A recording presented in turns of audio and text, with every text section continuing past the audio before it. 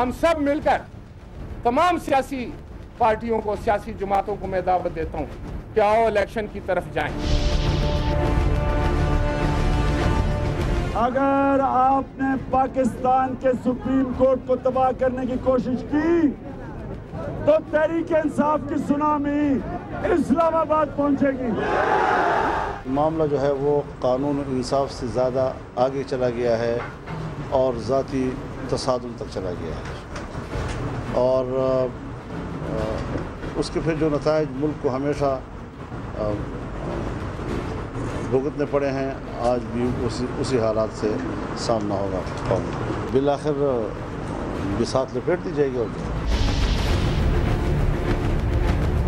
आप कहते हैं जी पीपल्स पार्टी की वजह से सब कुछ हुआ, आप निकाल लें, मेरे साथ मुबासा कर लें। मैं मियां नवाज शरीफ को चैलेंज करता हूँ कि मेरे साथ आएँ, टीवी पे बैठे मेरे सामने लोगों के, मैं उनको साबित कराऊंगा कि आपने कहाँ कहाँ करप्शन की है। जितनी भी करप्शन 4.5 साल में हुई है, सिर्फ रहमान मलक का जो है वो जिस्मानी रिमांड लिया जाए तो ये 4.5 घंटों में तमाम करप्शन की कहानी और करप्शन का पैसा जहाँ जहाँ पे पड़ा है उसके मतलब जो है वो इससे इंफॉर्मेशन मिल जाएगी। इस मुल्क के साथ, इस मुल्क की अदलिया के साथ, इस मुल्क की अवाम के साथ, इस मुल्क की पार्लियामेंट के साथ कोई किसी किस्म की ज्यादती हुई तो मैं ये समझता हूँ तो सबसे पहले जो उसकी मुखालफत होगी इसी तरीके से जैसे 3 नवंबर 2007 को हुई थी वो अदलिया की तरफ से होगी।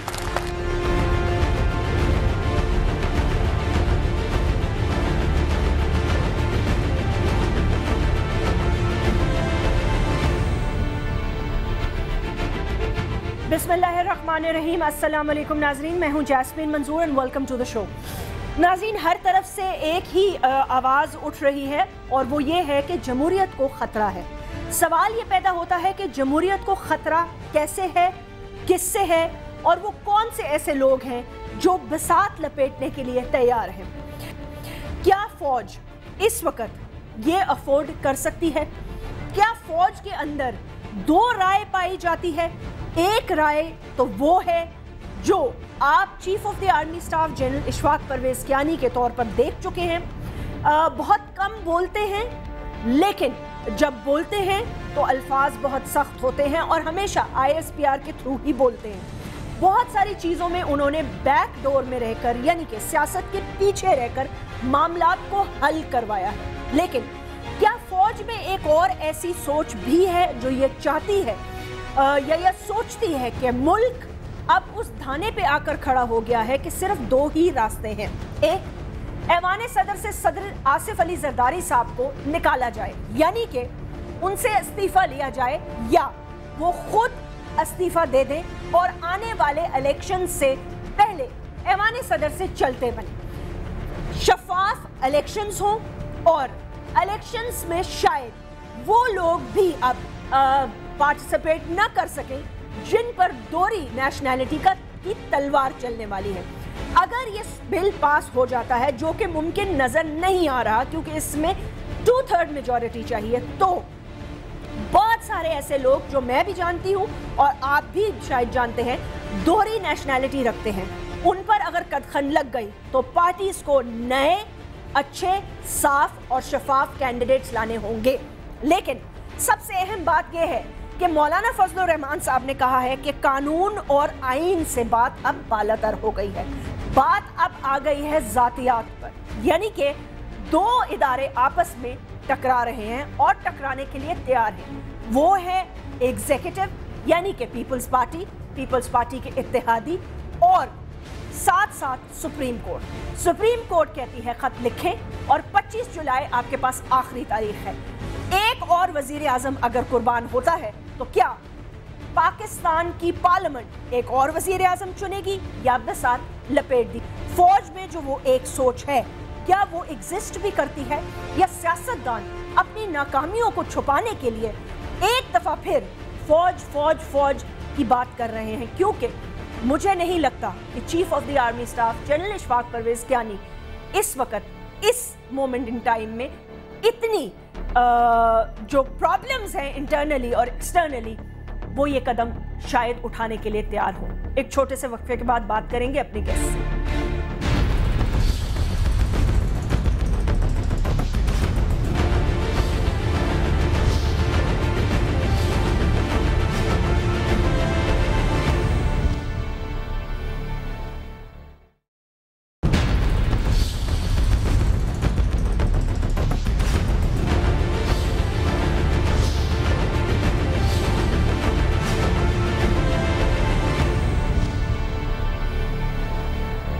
वेलकम बैक नाज़रीन, आइए तारुफ कराती हूँ। हमारे ज्वाइन किया है शर्मिला फारूकी साहिबा ने, एडवाइज़र हैं चीफ मिनिस्टर सिंध की, पाकिस्तान पीपल्स पार्टी से आपका ताल्लुक है।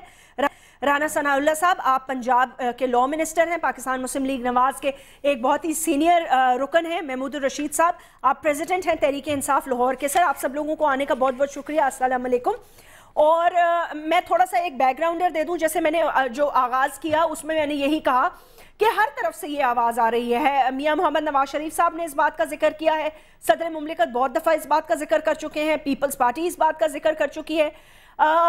हैरानी की बात यह है कि चीफ जस्टिस साहब ने भी इसका जिक्र किया है अपनी इस तकरीर में। लेकिन उसके अलावा एक और इम्पॉर्टेंट बात जो उन्होंने की है, उन्होंने ये कहा है कि मुझे ये बताएं, मतलब उनका कहने का मकसद ये था, ये बताया जाए कि मुल्क में वर्स्ट काइंड ऑफ लॉलेसनेस है, ब्लड शेड है, किडनैपिंग फॉर रैंसम है। ये क्वेटा में जब उन्होंने तकरीर की थी, disregard for supremacy of constitution है और कोई इदारा काम नहीं कर रहा। राना सनाउल्लाह साहब, ये जो स्टेटमेंट आई है इसमें मौलाना फजल रहमान और मियां मोहम्मद नवाज शरीफ की स्टेटमेंट थोड़ी बहुत मिलती जुलती इस तरह है कि उन्होंने कहा है जमहूरियत को खतरा है, और मियां साहब ने भी यही फरमाया है। अब जब हर तरफ से ऐसी आवाजें आ रही हों और इतने बड़े लीडर्स ये बात कर रहे हों, तो मैं क्या समझूं? क्या वाकई बिसात लपेटने की बात हो रही है? क्या वाकई कोई बांग्लादेश फॉर्मूला लाने की कोशिश कर रहा है? देखिए, इस सिलसिले में जो इन स्टेटमेंट से मैं समझ पाया हूँ जी, मेरा नहीं ख्याल कि इस वक्त कोई बसात लपेटने की ताकत रखता है या कोई बसात लपेटने का प्रोग्राम रखता है।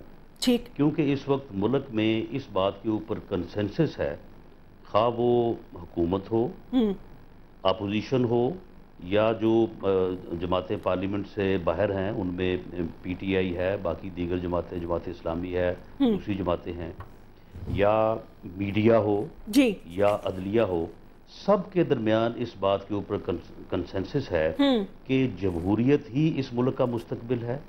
और जो अदारे काम नहीं कर रहे, जो हालात ख़राब हैं, जो हालात जो है वो इस वक्त लॉलेसनेस, करप्शन, बैड गवर्नेंस जो भी है, इन सब का हल जो है वो किसी मार्शल लॉ में नहीं है। इन सब का हल जो है वो जमहूरियत के तसलसल में है। तो जब सब का कंसेंसस है तो मैं नहीं समझता कि कोई इतनी जुर्रत करेगा या कोई इतनी हमाकत करेगा कि वो बसात लपेटने की बात करे। तो इसलिए इस किस्म की कोई सूरत हाल नहीं है।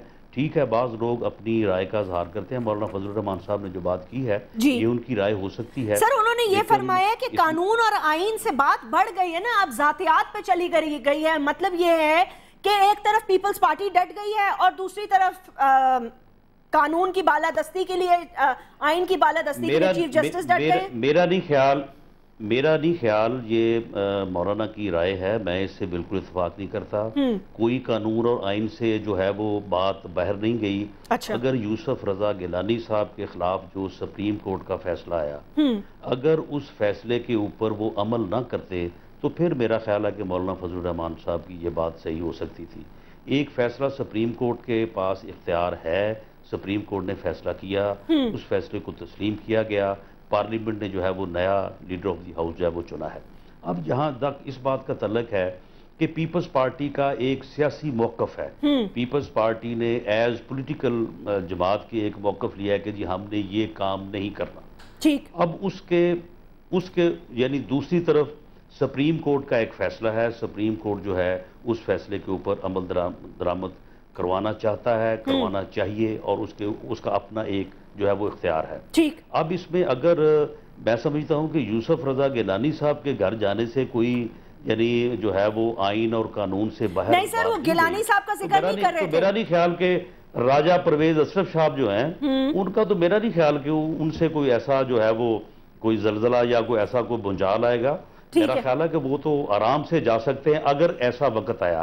लेकिन میری یہ پریڈکشن کہہ لیں یا میرا یہ اسیسمنٹ کہہ لیں کہ راجہ پرویز اشرف صاحب جاتے جاتے یا تو کیئر ٹیکر سیٹ اپ کی طرف چلے جائیں گے یا پھر اگر جائیں گے تو کیئر ٹیکر سیٹ اپ جو ہے وہ آ جائے گا، کیونکہ چیف الیکشن کمشنر کنسنسس کے ساتھ آ چکے ہیں اور میرا خیال ہے کہ الیکشن کو انتخابات، اچھا ٹھیک ہے، آپ سمجھ رہے ہیں انتخابات، لیکن پیپلز پارٹی کا موقف ہے کہ انتخابات وقت پر ہی ہوں گے۔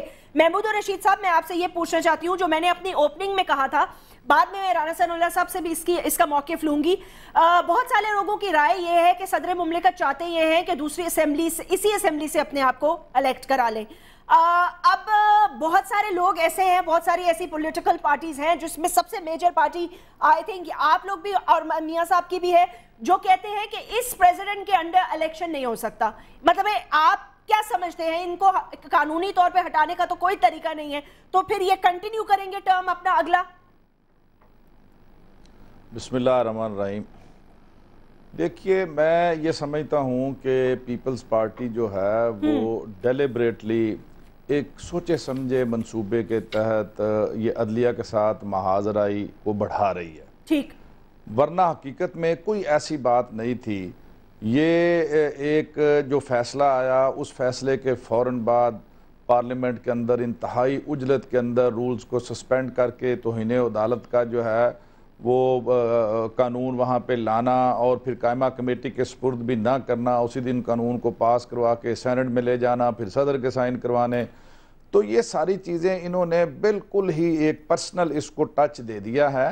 اور میں سمجھتا ہوں کہ پیپلز پارٹی کی جو قیادت ہے وہ یہ شاید سمجھ رہی ہے کہ ان کی پرفارمنس پچھلے 4.5 سال کی وہ انتہائی پور پرفارمنس ہے، اور وہ اس پرفارمنس کے ساتھ کہ جب پوری قوم سڑکوں پہ ہو، 18 گھنٹے کی لوڈ شیڈنگ ہو، بے روزگاری ہو، بدامنی ہو، انفلیشن ہو، ڈالر اپنے ریکارڈ سطح پہ پہنچ جائے، کرپشن کے جو ہے نا وہ ریکارڈ ٹوٹ جائیں، تو ساری چیزیں سامنے ہیں۔ اور یہ بھی نہ بھولے نا کراچی میں 24 گھنٹے میں 19 لوگ ہلاک، لاہور میں ہلاک، 5 رینجرز، میں نے ذکر کر دیا نا جی، میں نے یہ کہہ دیا کہ میں کہہ رہا ہوں کہ لا اینڈ آرڈر کی سچویشن وہ تو میں سب سے پہلے بات کی ہے کہ ان حالات کے اندر پیپلز پارٹی یہ ایک مظلوم بننے کا، سیاسی شہید بننے کی کوشش کر رہی ہے کہ سپریم کورٹ کو پولیٹیسائز کیا جائے، اس کے فیصلوں سے کیا جائے، تصادم ہو جائے، ان کو چلتا کیا جائے کسی بھی اس طرح کے خدا نہ خواستہ